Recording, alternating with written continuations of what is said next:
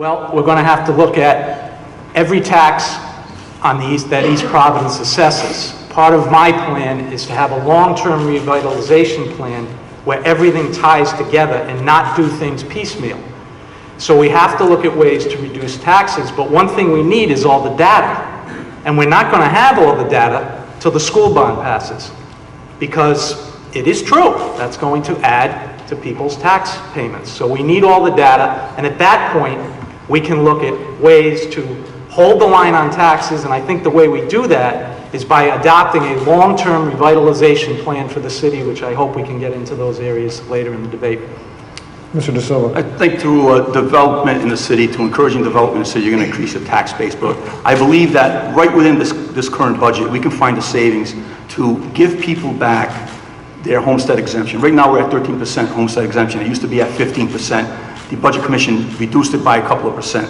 But by looking at the numbers of back then, you're talking about $450,000 per 1%. That's we can find that savings in our budget, and we can make that a reality.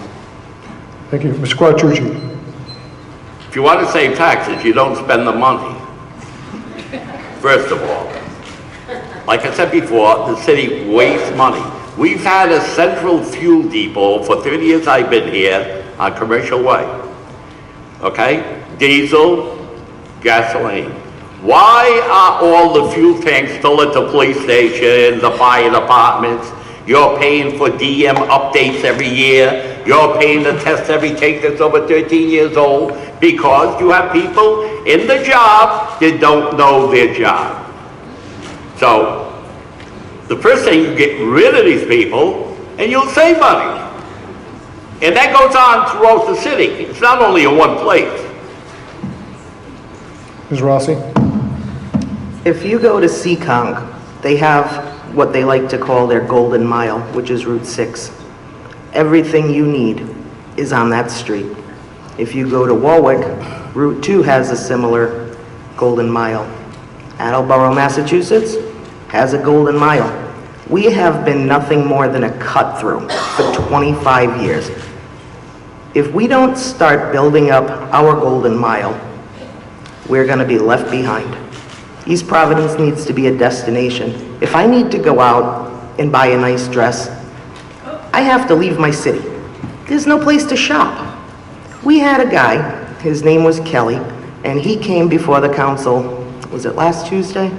And he is the president of the company that developed, what's that one in Cranston?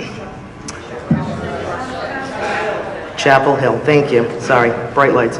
So he got before the council, and he's so animated. His arms were going, he was all excited. He's putting up this great development up on Newport Avenue. And a little piece of it is in Pawtucket. So I think he said it was 1/3 versus 2/3 in East Providence. Now, these guys have deep pockets. They're not asking us for any TIFs, any TANs. They're asking us for nothing other than give them a break and let them develop this land, right? And I was like, wow, I love this guy. He's awesome. Next up at bat, our planning department. Right after Kelly gets done telling us that he has Tesla looking to come into his development. Global company, Tesla.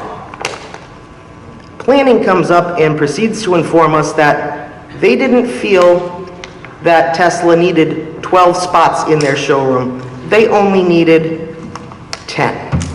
So we cut them immediately. That does not scream, we are open for business.